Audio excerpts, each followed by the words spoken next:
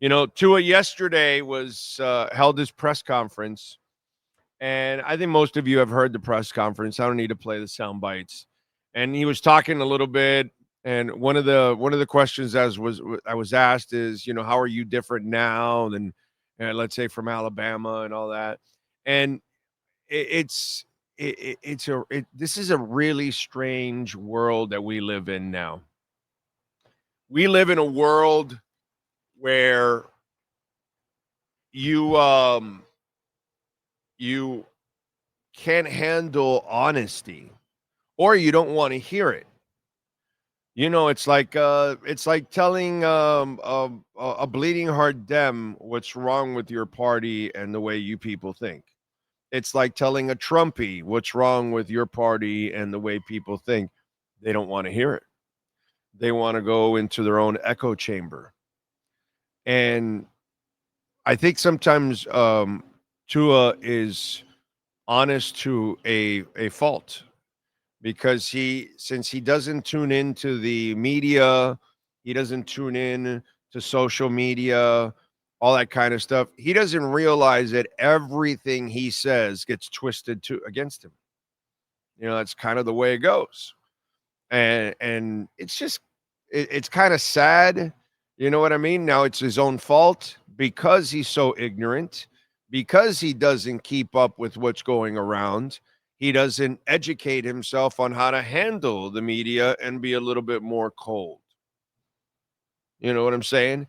And when they talk about, oh, what's the difference when you were, a few years back to now? You know what? People can't handle that. If you had a surgery, like all of us, when you have a surgery, you're probably never the same again. There's a good chance you will have limited mobility for something, or it won't work the same way, or whatever it is. You know what I'm saying? That's normal. And so when he tells people, well, I had the two ankle surgeries and I can't move around like I used to. No shit. What'd you expect?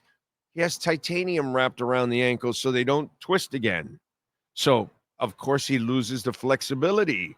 So he's not going to run the same way. Everybody knows that. But it seems like when you hear it, you act like you're shocked, or since you dislike him already, or don't believe in him, you use it as more ammo to bring him down. And he doesn't realize that because he doesn't listen to what's being said. He doesn't go out and, because he doesn't care about that. He goes home and he worries about his family, and that's what he cares about. And he cares about football, and he doesn't care about the outside noise, and he doesn't listen to it. But he is getting bombarded with it at the press conferences, and whenever he's at work, he's going to get bombarded with it. And he doesn't know how to handle it the right way. You know how that question should have been handled? Oh man, I'm older now, like everybody else. As you get older, are you faster? You're a writer, right? Can you type as fast as you used to? Hey, we all get older. That's kind of the way it is. But I could do everything I've always done. We all just get older, and just leave it in general terms. Have some fun with it. All of that kind of stuff. That's what Anthony Weaver does. Anthony Weaver knows how to disarm you. It's beautiful. He knows how to do it the right way, whereas McD doesn't. He overthinks it. Whereas Weaver knows exactly how to handle that. Some people know how to do this stuff. It's interesting. It's interesting how in one organization you have so many people that are terrible public speakers. Stephen Ross is a terrible public speaker, right? Greer is completely uncomfortable behind him, in front of the media. McDaniel is terrible in front of the media, and Tua is terrible in front of the media because he's too honest a lot of times. You know what I mean? And people can't handle that kind of stuff. And then all they're going to do is twist everything against him for whatever he says. You know what I mean? Because that's how it is. It's the quarterback, and it's the lazy way that people cover the sport, and they twist it and blame everything on the quarterback. I'll give you a great example. Here's a great example. Let me find it now. I have it on my Instagram. I think it is Instagram, right? Yes, Instagram. And here it is. Here it is. I'll even tell you who the person is and everything. Q Ben Mickey. QUE Ben BEEN, and then Mikey MIKEY. Says father, husband, mentor, retired Navy, whatever, all that kind of stuff. So I'll show you what I mean, because this happens all over the place, and I've even explained it here. He goes, Papo, stop making excuses for Tua. Baker won the game with a depleted O-line last week. Their starting center had to play the guard position. Shaking my head. Everything has to be perfect for Tua to shine. Let me know a team in a league that has everything perfect, right? So I replied to it, right? And I think I've explained this one already here before, but I go, yeah, they had a backup, a couple guys in their line, like two guys I think were backups. I get that. Yet they still rushed 34 times for 122 yards with a depleted line, like he said. Does Miami do that with a starting line or a depleted line or any line? No, not really. They don't have a dedication to the line. Do they have two running backs that they're constantly dedicated to? I mean, like dedicated to the run like they are in Tampa? No matter if you have backup linemen, not at all. He's throwing to 6'5" Evans and the first-round pick, Egbuka, who's a 6'2" guy. A stud, too. He was the leading receiver in the game. And Evans caught the touchdown. You have a short quarterback. You got two big receivers. And you got the other kid, Miller, Kelly, whatever it is. He's the third guy. He's 6'2". And then they got a couple of other short guys there, okay? So we have a stupid coach that has a short quarterback with short wide receivers looking over a big line. All right, and you're not committed to the run, okay? Which, of course, if you're an offensive line, you love run blocking because you get to hit. If you're constantly pass blocking, you're getting hit. And it becomes a detriment for your quarterback, for your pass pro, all that stuff, which I explained to him there. Plus, Bucky Irving, who's also a stud, the running back, caught 4 balls. And then I told them, Papo, you don't know dick. Since, he started with the Papo, stop making excuses, I wanted to make sure I come back with the same smart-ass remarks. Has he had a response? He can't. You know why? Because all he did was talk in generalities and didn't actually talk about the game itself and how it was coached and how it's managed. And that's why players fail. And that's why a Baker Mayfield never looked like this in Cleveland. Well, it was mismanaged. And Baker was saying all kinds of crazy shit then, too. In fact, Duke Johnson, he even commented on Duke Johnson's contract. Anybody remember that? When players never comment on other people's contracts, Baker Mayfield did that in Cleveland. Duke Johnson's dad was pissed off at Baker, all that. Go ahead and go look at it. Look, man, it's really easy to pick at whatever situation you want, but at least use an educated mind with it and find out why someone succeeds and why someone fails. Has Tua been good this year? No, he's missed a couple of throws that he definitely should make, but that happens to a lot of QBs where they go into a funk.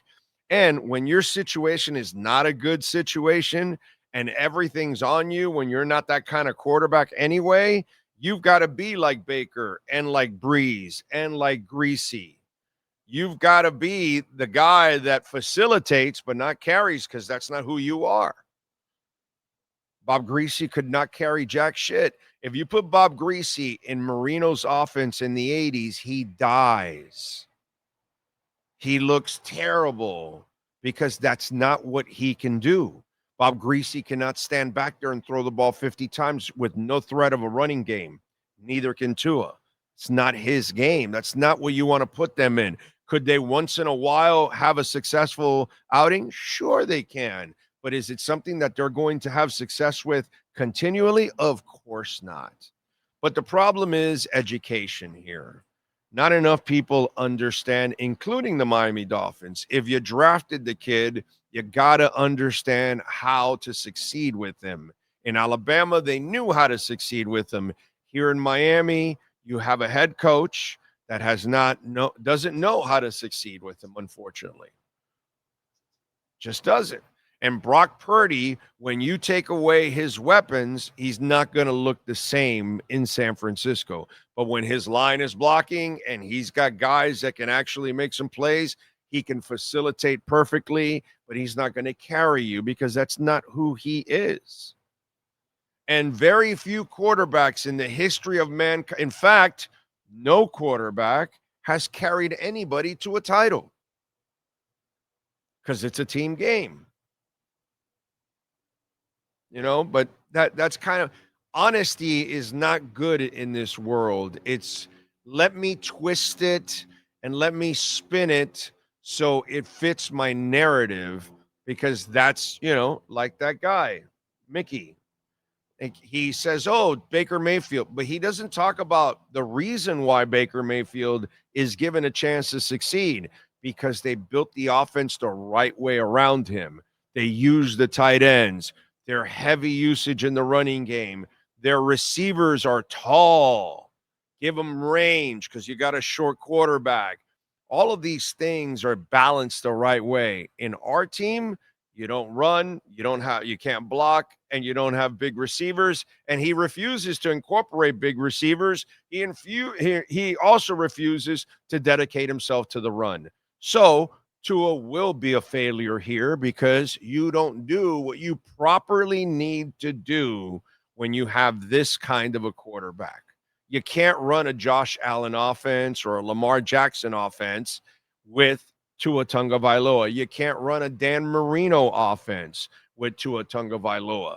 You got to run a Drew Brees offense, a Bob Greasy offense, an Alabama offense. That's what you've got to run, a Tampa Bay Bucks offense, a Seattle Seahawks offense.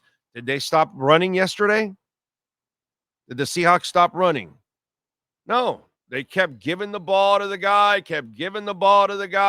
no matter what, and he would get 4 or 5 super tough yards. Do we do that?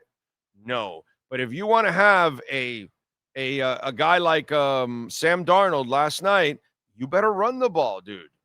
You better bring balance. You better block. They're not going to carry you. They're going to facilitate. They can throw the ball. They cannot carry you. That's not who they are.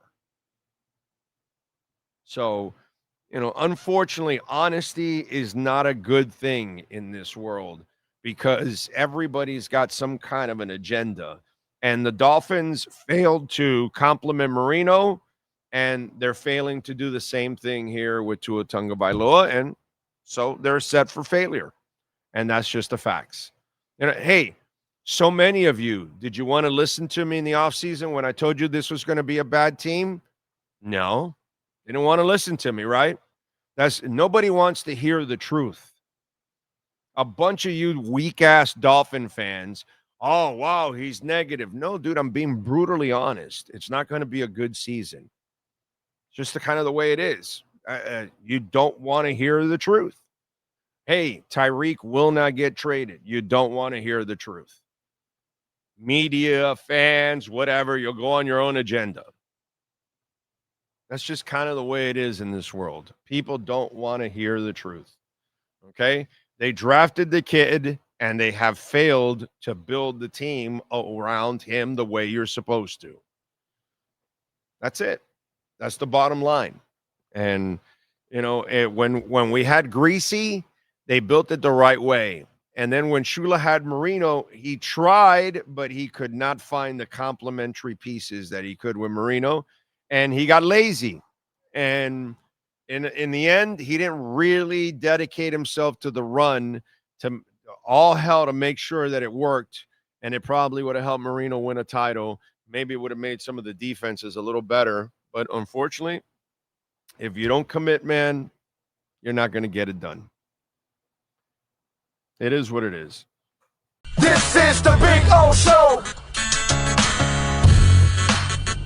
This is the Big O Show.